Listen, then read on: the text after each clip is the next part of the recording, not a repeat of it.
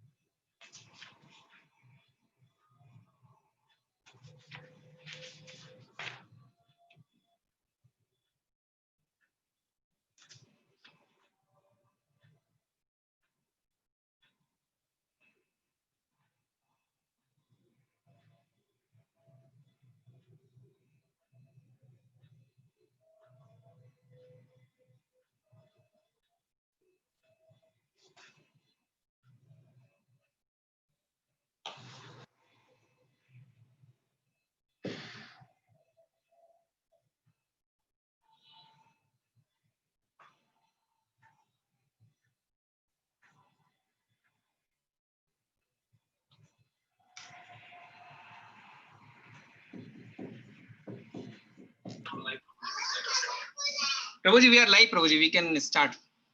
Okay. Hare Krishna. So this evening, I will be speaking about the worship of Govardhan Hill.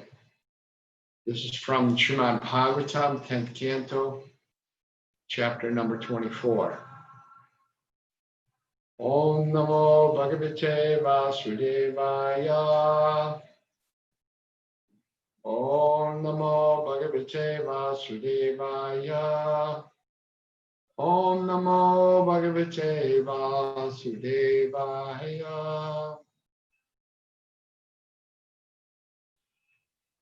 Om Agyana Timirandasya Gyananjana Shalakaya Chakshurunmilitam Jena Tasmai Shri Gurave Namaha. Mukam Karoti Vachalam Pangum Langayate Ganim Yad Kripa Taraham Bande Shri Guru Nivataranam Paramanandamaravam Shri Chaitanya Ishvaram. Hare Krishna. So, Srimad Bhagavatam, the chapter before this chapter about Govardhan, worshiping Govardhan Hill, was about the Yajnik Brahmanas. And Krishna had them realize that all of their Vedic sacrifices really had made them advance in spiritual life, because their wives, they recognized the real purpose of reciting the Vedas or performing sacrifices is to please Krishna. And they weren't ready to please Krishna. So they understood that their wives were more advanced than they were. And Krishna, in this way, he educated the Yajnik Brahmins about the real goal of life. So he and Krishna Balaram were in a village right near Govardhan, where the Yajnik Brahmanas stayed. And at that time, Krishna noticed that the cowherd men of Vrindavan, headed by Nanda Maharaj, were organizing a similar sacrifice. So, although Krishna knows everything, he knows exactly the intention of the cowherd men of Vrindavan, but still, he acted as an innocent child and he inquired, dear father, Nanda Maharaj, what is this sacrifice all about? So Nanda Maharaj thinking this is a small boy and he wouldn't be able to understand the intricacies of this Vedic sacrifice. So he didn't really reply to him. But Krishna insisted. He said, my dear father, the saintly persons, they're equal to everyone. They don't discriminate between friend, enemy, or neutral, and therefore they don't have secrets. But even if you consider persons that are not saintly, still, if a family member or a friend inquires, there shouldn't be any secrets. So what is this sacrifice? Actually, Krishna wanted to accomplish, as he always does, several things. Krishna wanted to establish the supremacy of devotional service to himself, the Supreme Personality of Godhead. Through the example of the Brijvasis in Vrindavan, who, for them, Krishna was everything. So Krishna wanted to show devotional service to himself, the Supreme Lord, was all that was required. One needed worship the demigods. And also, Krishna, by this pastime of Govardhan Hill, wanted to cut down the pride of Indra, who had become very proud of being the king of heaven.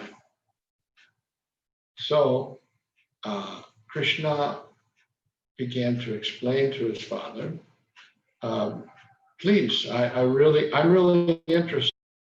I want to know what this sacrifice is all about. Is this according to scripture or is this a traditional sacrifice? Please, Father, tell me. So because his son insisted, Nanda Maharaj explained, well, this is a sacrifice to Lord Indra. And Lord Indra supplies the rain. And from rain, we get nice grasses for the cows. And from the cows, we get milk.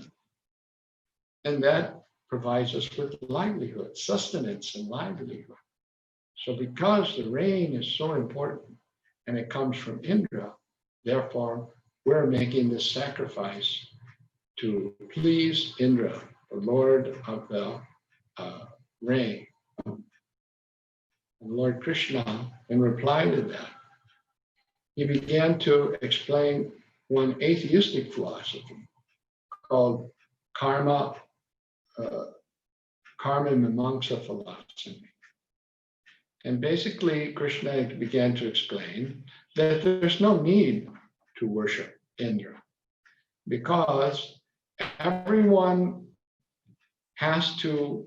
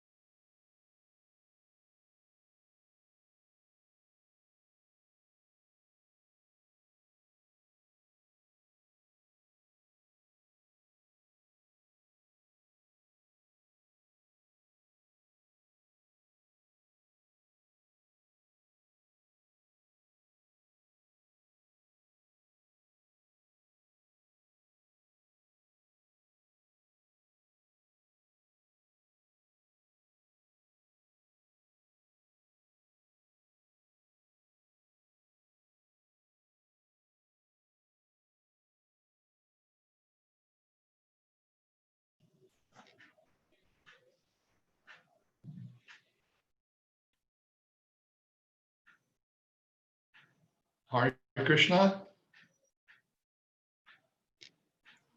Yes, Prabhuji. Yes, I can hear you, Prabhuji. Yes.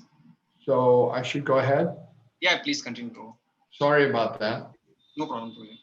I think the internet connection went out or whatever it was. But anyway, the atheistic philosophy of karma mimamsa, Krishna was explaining to Nanda Maharaj and the cowherdmen, who were really taken aback that this small boy was speaking such elevated philosophy. Basically, it boils down, you've heard people explain how work is worship. Work is worship.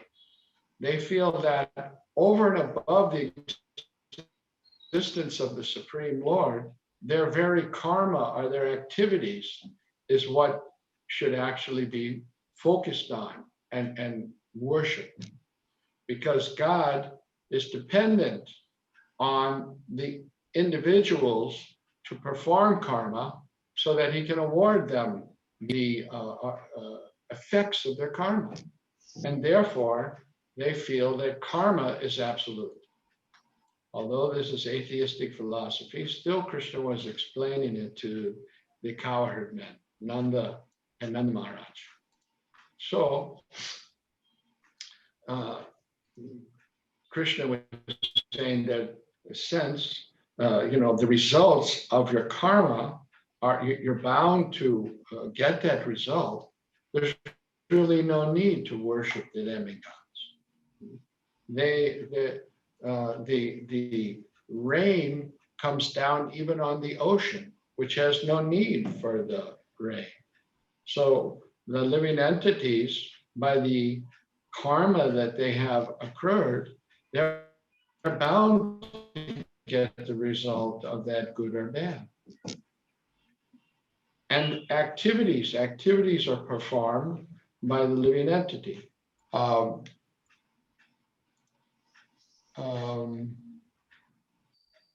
Either one has some Brahminical activity to perform, or he has the Kshatriya activity to perform, or Vaishya or Shudra. The Brahmins, they study the Vedas, perform Vedic sacrifices. The Kshatriyas, they protect the citizens. And the Vaishyas, they engage in farming and taking care of cows and doing trading and banking. So Krishna explained that we are Vaishyas and we take care of cows. And so therefore, just as the Brahmins, they worship the Vedas, the king, he worships the land. We as Vaishyas, we should worship the cows and Govardhan, which supplies nice grasses and water to the cows. So by hearing this, Nanda Maharaj said, okay,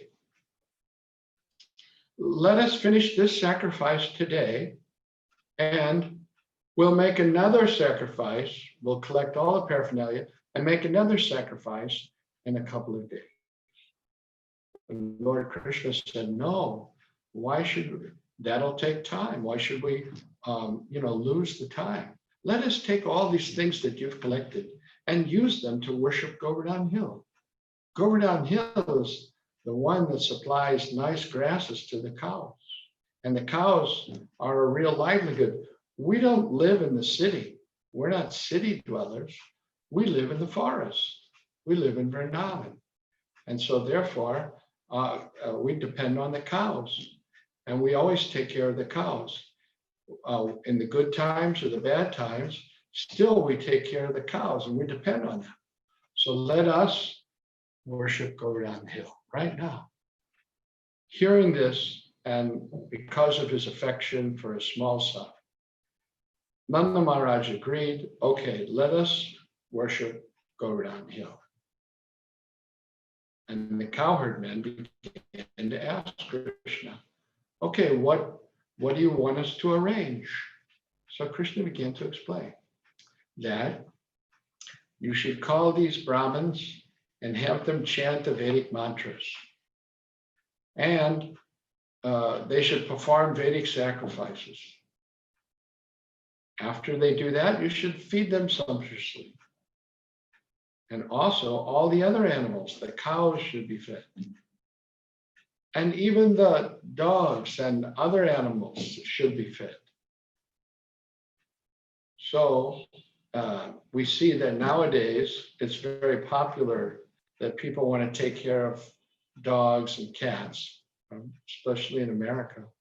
But here also in India, slowly people are keeping dogs nicely, protecting the dogs, right?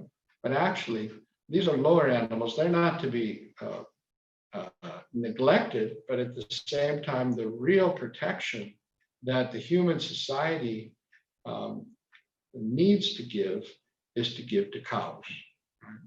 Because cows are such an important part of human society. They supply milk.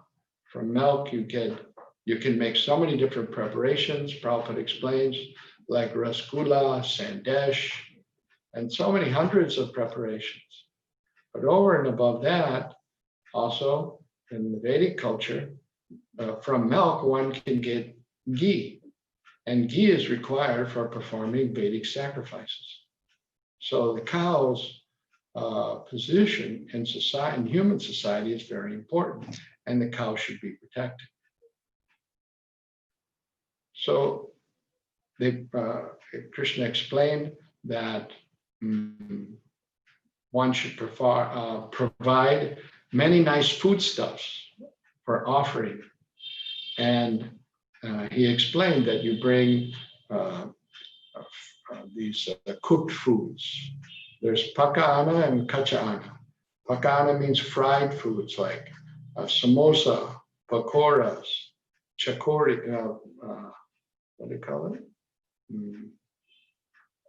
Anyway, different fried items. This is pakana. And boiled food is known as kachana. But Krishna was saying, bring many items, cooked foods.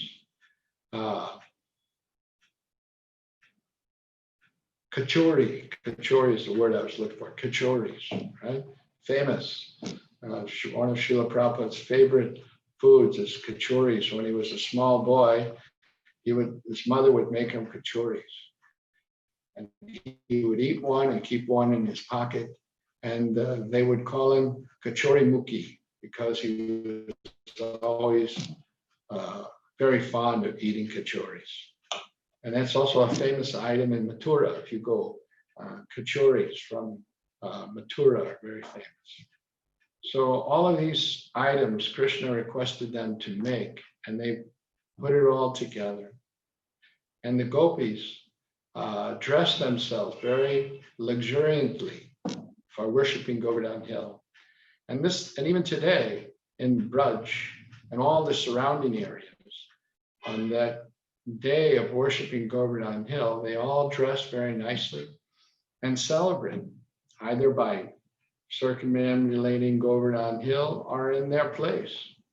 If you go to the village, you'll find that there's a replica of Giriraj, the lifter of Govardhan Hill, that they make very artistically out of cow dung and decorate it. So 5,000 years later, this festival's still being celebrated. So after going around Govardhan Hill, circumambulating Govardhan Hill, they offered all these preparations to Giriraj, Govardhan Hill. And at that time, Krishna, he expanded himself, and he is in a huge form to show that he's non-different from Govardhan. And he sat on top of the hill, this huge form, and all the cowherd men were amazed at the tremendous form that Krishna had manifested, and began to eat all the preparations that were made by the Brijvasis, and enjoying all these different items. So at that time, Krishna declared that I am non-different from Govardhan. Okay? And this festival should be celebrated by everyone. And whoever neglects this festival, then they will be bitten by the snakes that live on Govardhan Hill. And whoever observes this festival, they will be protected from the snakes on Govardhan Hill. So in this way, the devotees lovingly worshipped Krishna by worshiping Govardhan Hill. And sometimes devotees take small stones from Govardhan Hill and worship them. But that's only if you have proper instruction. One shouldn't whimsically just take a stone from Govardhan Hill and begin to worship them without having proper training in the method of deity worship and spiritual master. Because Krishna, why should he leave Vrindavan? Govardhan Hill is in Vrindavan. So unless we take Govardhan to another place like Vrindavan, where the focus of all the entities is on Krishna, then it wouldn't be very good. But anyway, when Indra understood that his sacrifice had been stopped, he became very, very angry. And Krishna realized this, that he was going to become very angry. And he certainly did. He became very angry. And he went to the Samvartaka cloud, which is a cloud that is there at the end of the universe, and it, inundates the universe with water. So he told Samvartaka, you go to Vrindavan. These inhabitants of Vrindavan they're disrespecting me, who am supreme for them. So you go there and you inundate all of their means of livelihood. So Samvartaka, he was a little bit frightened to do such a thing, right? But Indra encouraged him, no, you go. I will be right behind you on my elephant, Airavata. We have to teach them a lesson. So Samvartaka and his associates, they went to Vrindavan and they began to rain down on Vrindavan with all their strength and all their might, so much water. The rain was coming down in like pillars of water on Vrindavan and chunks of ice. Everything was filled up with water. The rivers, they began to swell and flood everywhere. There was everywhere you looked, there was water. And the inhabitants, especially the cows, so much rain and so cold.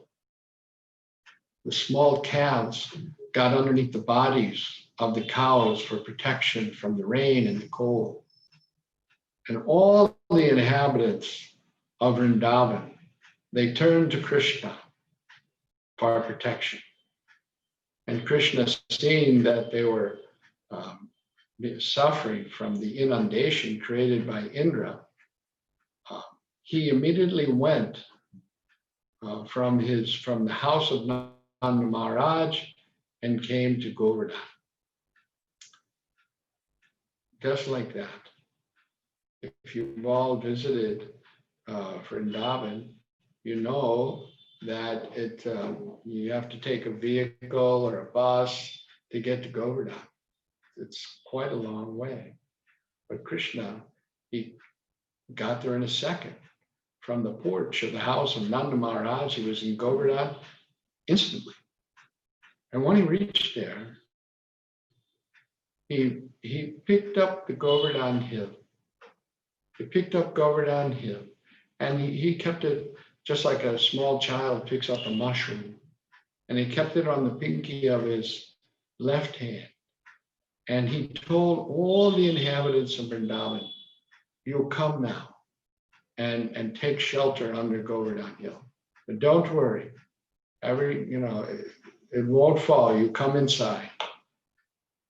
So the inhabitants of Vrindavan with all their belongings, their bullock carts, and especially their cows, their children, their families, they all got under Govardhan Hill. Like an umbrella protecting them from the onslaughts of Indra's anger. So much rain was coming down and thunderbolts. Indra was throwing his thunderbolt, his Vajra, and it was hitting on Govardhan. But Govardhan was also protected by Krishna. His thunderbolts striking down on the back of Govardhan, they felt just like little scratches, nothing more. So Krishna there he took the opportunity to be with his devotees for 7 days.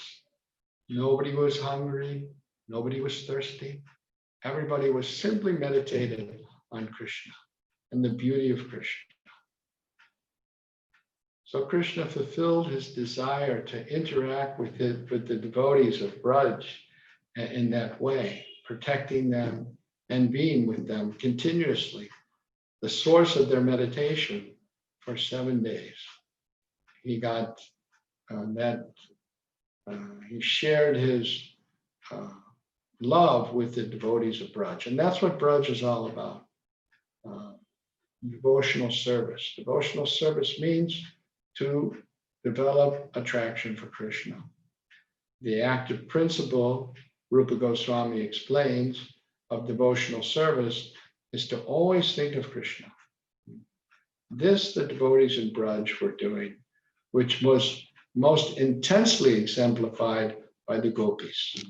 The gopis were always meditating on Krishna. Whenever Krishna went to the forest, they went with him in their minds, thinking of how his feet, which are so soft, will be pricked by the thorns and the pebbles of the Vrindavan forest. And in this way, all day long, they were meditating on Krishna.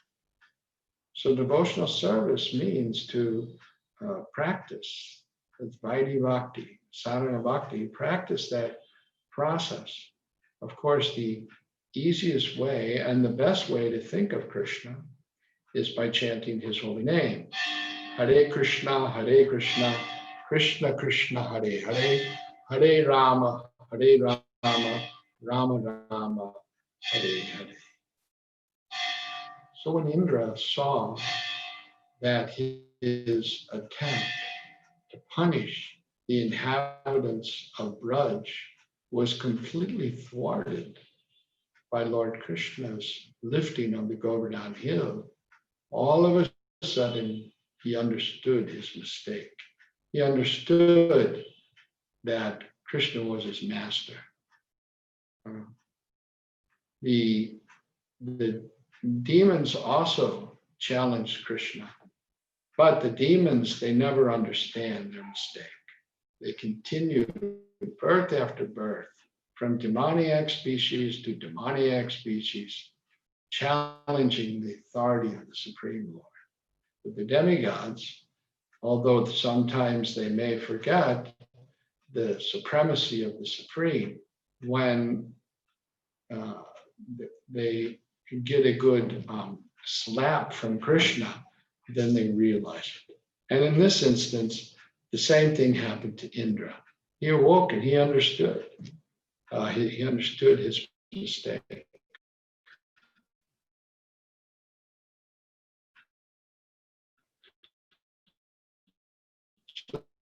Some know that guy. How did they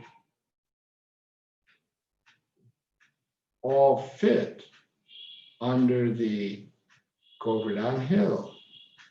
For those of you who've been to Govardhan Hill, you know it's not all that wide, maybe less than that. But it's explained by the acharyas that when Krishna lifted Govardhan Hill, Govardhan expanded himself. He expanded himself so that all the cows and all the inhabitants of Braj, along with all their belongings, could nicely be under and protected under Govardhan Hill. So when Indra understood and stopped his torrents of rain, and the sun came out, and the rivers dried up, and the floodwaters resided, and everything became normal again, Lord Krishna told the inhabitants of Braj, you may go.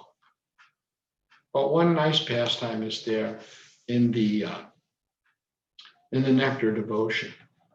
And while Krishna was holding up the hill, he was appreciating the beauty of Radharani, and he was looking at her breast. Now, when he saw that, when he saw the beauty of Radharani and he saw her breast, his hand shook a little bit. And when his hand shook, the cowherd men thought that he wasn't able to hold up the hill, so they all put up their sticks as if they were going to help him keep Govardhan Hill up. And when Balaram saw that, Balaram began to laugh. He began to smile because he knows that Krishna doesn't need any help to lift up Govardhan Hill.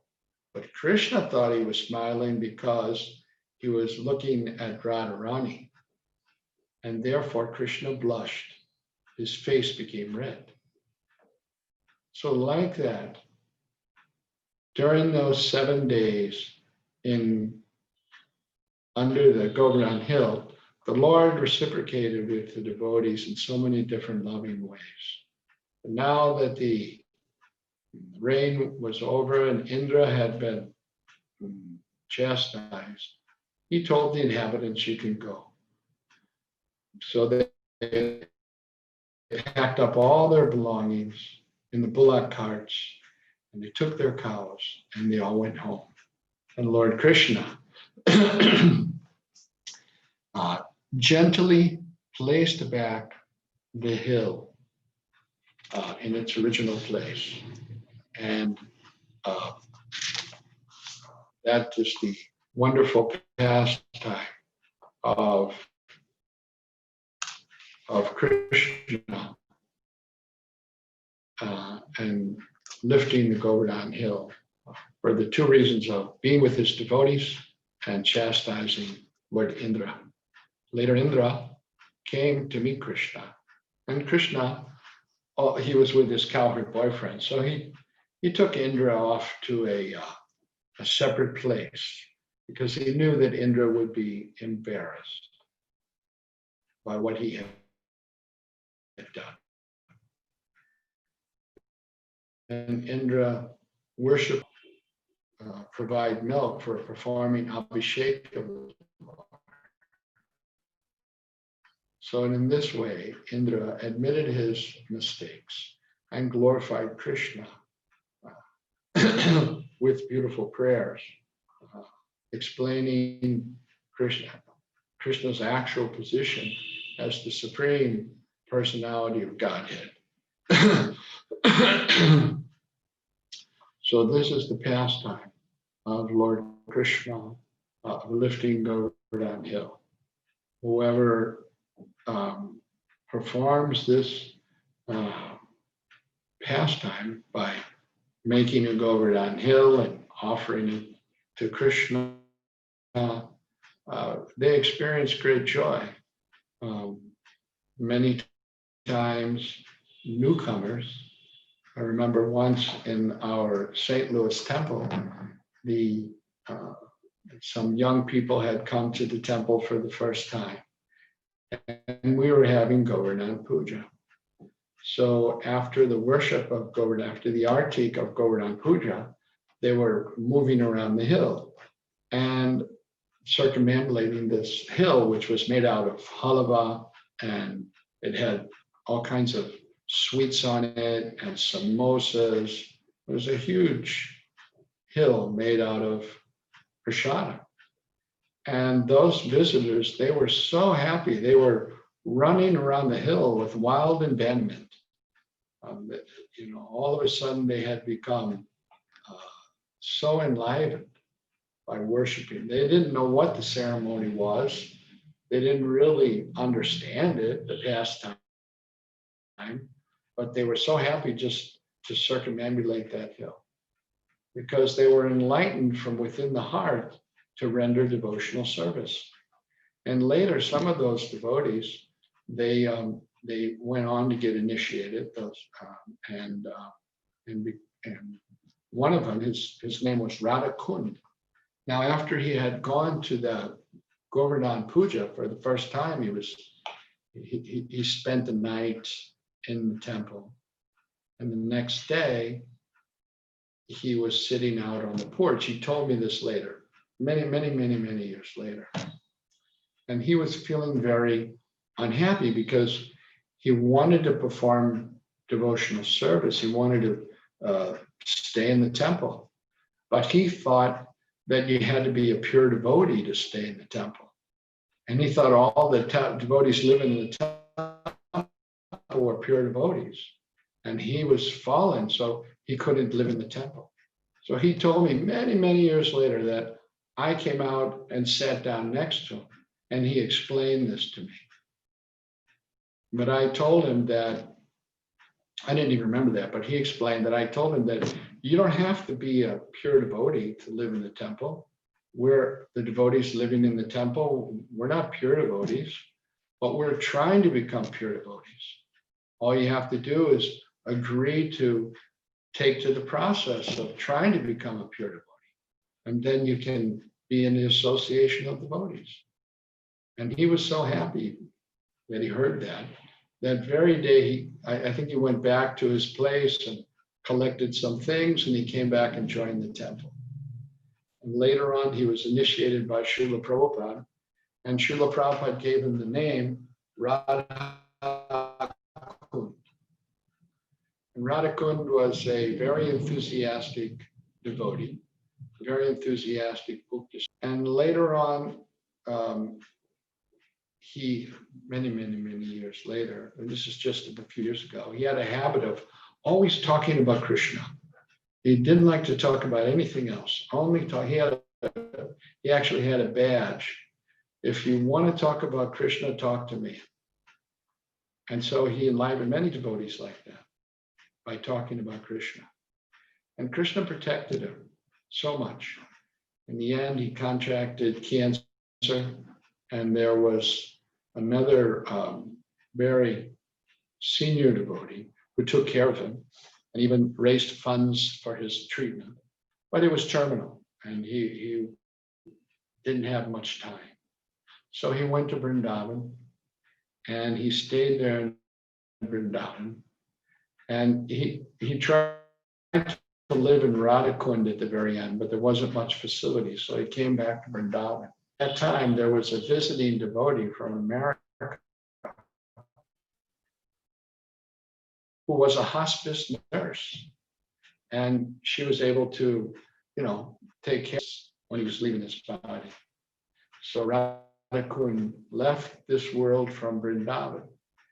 And this is the unlimited mercy of the Supreme Lord and his pure devotee, is that they become very grateful for whatever services that the devotee performs. And they never forget that. They always remember that. It's a permanent record, just like in the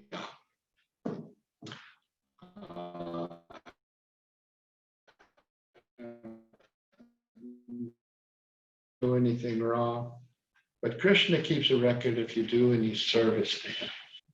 You never lose the effects of that service that you do for Krishna.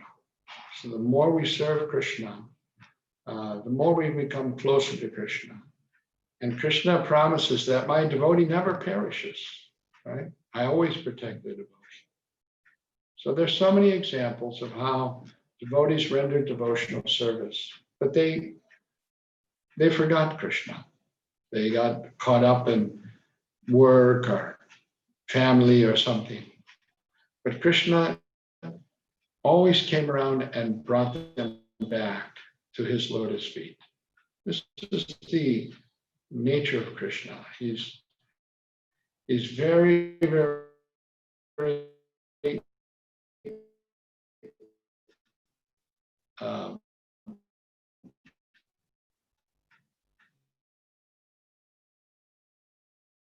may forget the Lord, but the Lord never forgets his devotees.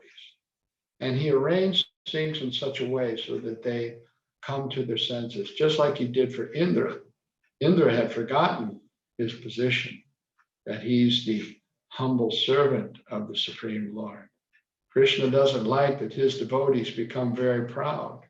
So he arranges situations for them to wake up to their actual position as his eternal servant.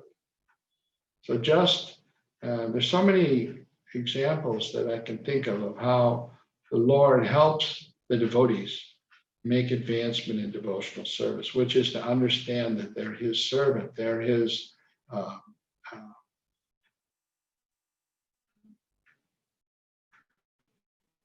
that he's their worshipful Lord. Of course, the main and chief way of being fixed in a proper position of thinking of Krishna is by chanting his holy name. By chanting the holy name of the Lord, all of our pride, envy, greed, lust can be cleared away. Just as Chaitanya Mahaprabhu recommends, Chaito dharpanam marjanam, bhava mahagni navapanam, shreya karaiva chandrikaranam, vidyavaruchi, anandam buddhivardhanam, pratipadam, punamrita smaranam, sarvatma snapanam, param vijayate, Shri Krishna sankirtanam.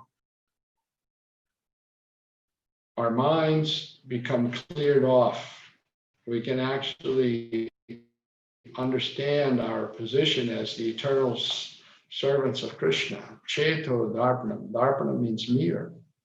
We have so many misconceptions about who our identity is. I'm an American, I'm Indian, I'm short, I'm tall, I'm a rich man, I'm a poor man. These are all to do with this temporary lifetime that we're in. It's not our eternal identity. By chanting the Hare Krishna Maha Mantra, we can understand our eternal identity. Jiva Swarupai Nitya Krishna Das, the eternal servant of Krishna. This is what creates, forgetting this is what creates our anxiety. Everybody in the material world is an anxiety because they think that life is about sense gratification. How to enjoy the senses, how to arrange facility for the senses of my family members or my country members or my community. And no one ever became happy by sense gratification. That's why people worship the demigods. They want sense gratification. But Krishna explains, worship of the demigods is the benefits are antavat, they're temporary. They're not real. Any sense gratification that you experience in this material world, it has its beginning and its end. Only when we are situated in our eternal relationship with Krishna, trying to satisfy the senses of Krishna through devotional service, then we can actually be satisfied. People are looking for shanti, but they have no idea how to reach it. So this pastime of Krishna lifting Govardhan Hill, Krishna established it to show the exalted position of the Brijvasis, how they're they're completely dependent on Krishna, and how they're attracted by Krishna. And by remembering this pastime, we can also develop that mood of depending on Krishna. He's ready there to give us shelter, just like he gave the Brijvasi shelter. Shelter from all the anxieties that are there in the material world. Struggling. Material world means to struggle. But if we surrender to Krishna, then he'll protect us. Just like he used Govardhan Hill, picked up Govardhan Hill, protecting all the devotees. So Krishna is ready to protect us, but we're not ready to surrender to Krishna. That's the problem. We have so many different other programs to complete, thinking that, yes, very soon I'll surrender to Krishna. Very soon I'll surrender to Krishna. I just have to arrange this and that, I'll surrender. Or when I get old, I'll surrender to Krishna. I'm young now. The friends of Prahlad Maharaj, when he was preaching to them, the sons of the demons, he was telling them about we should perform devotional service, even from a young age of 5 years old. But they were thinking, no, let us play now. When we get old, we'll see. But the problem with that is, if one has not practiced to engage the senses from a young age in Krishna's service, or from whenever we awaken and understand, thinking that later on I'll engage my senses in the service of Krishna. Then when you get old, the senses don't work. You can't see so well, you can't hear so well. So better that from wherever we are right now, we shouldn't think, I will surrender to Krishna. Lord Ramchandra makes a wonderful statement in the Ramayana, where he explains that anyone who thinks that who says that from this day forward, my dear Lord, I am yours. Lord Ramachandra says, I accept that person. I accept that person. This is my vow. So just see how kind the Lord is. He specifically descended into this material world, although he's not affected by the material world, and performed his pastimes, his birth, his childhood pastimes, his lifting Govardhan Hill, his dancing with the gopis and playing with the cowherd boys, all so that the conditioned living entities can become attracted by these pastimes, so that they think of Krishna and become purified. And that purification results in being able to surrender to Krishna. So now, in a few days, we'll be having the Janmashtami celebrations, where Krishna is appearing, right?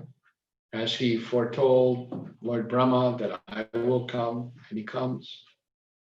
And specifically, Krishna says in the Bhagavad Gita, Janma karma chame divyam evam yo viti tattvataha. That if anyone understands my birth and my activities as divyam, transcendental, not ordinary. The Mayavadis think that Krishna appears within the womb, and therefore he accepts a material body. But it's not like that. Krishna's form is transcendental in the spiritual world, and his form is transcendental, even if he appears in the material world. You can't bring the Supreme down to your level. When the living entity comes in the material world, yes, he has a body of blood and pus and bones, right? But the Supreme Lord's body and form is always transcendental. But the materialists, they can never understand that because they're envy of Krishna. Only when that envy becomes eliminated from the heart through purification, through regularly hearing about the pastimes of the Supreme Lord and his interaction with his devotees, can we become free from all the anarthas, the unwanted things that are there within the heart,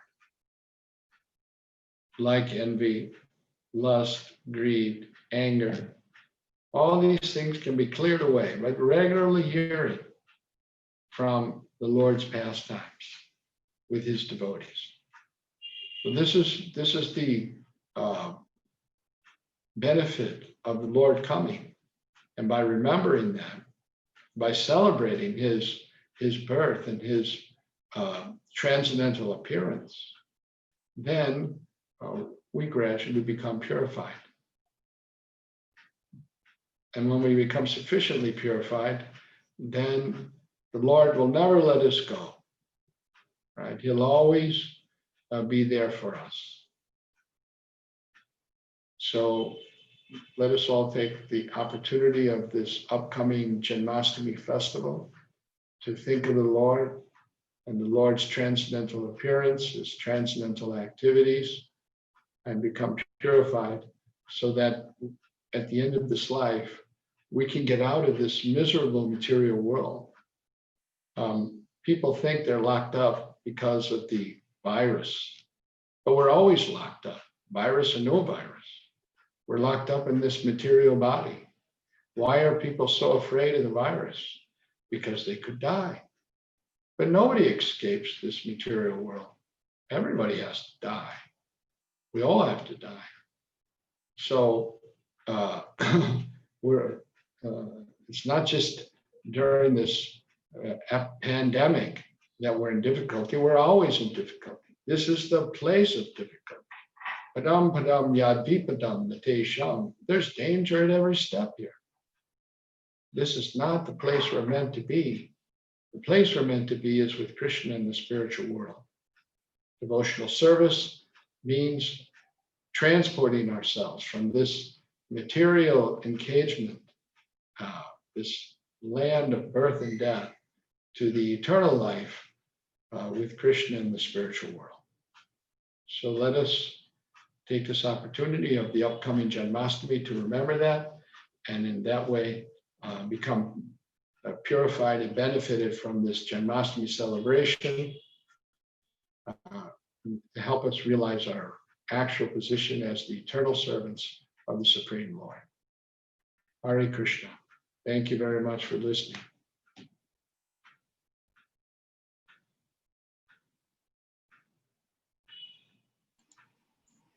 Thank you, Prabhuji. Radhabab Gaur, are there any questions? Prabhuji, we are telecasting on YouTube and Facebook. We can't have reverse question here. It is not everybody is on the Zoom right Okay. now. Okay. I thought maybe they might send in a chat with a question or something on YouTube. Anybody out there got a question? You can send it on YouTube chat and Radhabab will tell me what it is and we'll try to answer it for you. Is that possible? Radhabab Gaur? Yes, Prabhuji. Well, let's see if there's any questions. Okay. I thought maybe they might send in a chat with a question or something on YouTube. Anybody out there got a question? You can send it on YouTube chat and Radhabab will tell me what it is and we'll try to answer it for you. Is that possible? Radhabab Gaur? Yes, Prabhuji. Well, let's see if there's any questions. Yeah, I'm just waiting. If any questions comes, I will let you know. Okay. I thought maybe they might send in a chat with a question or something on YouTube. Anybody out there got a question? You can send it on YouTube.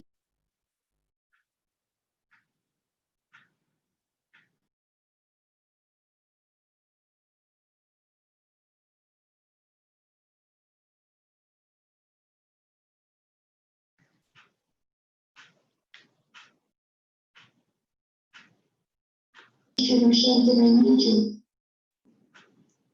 Okay, well, if there's no questions, then we'll end here. Thank you very much. Hare Krishna.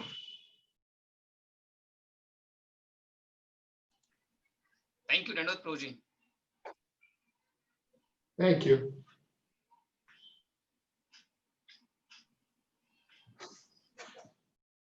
Hare Krishna. Dandavat pranam.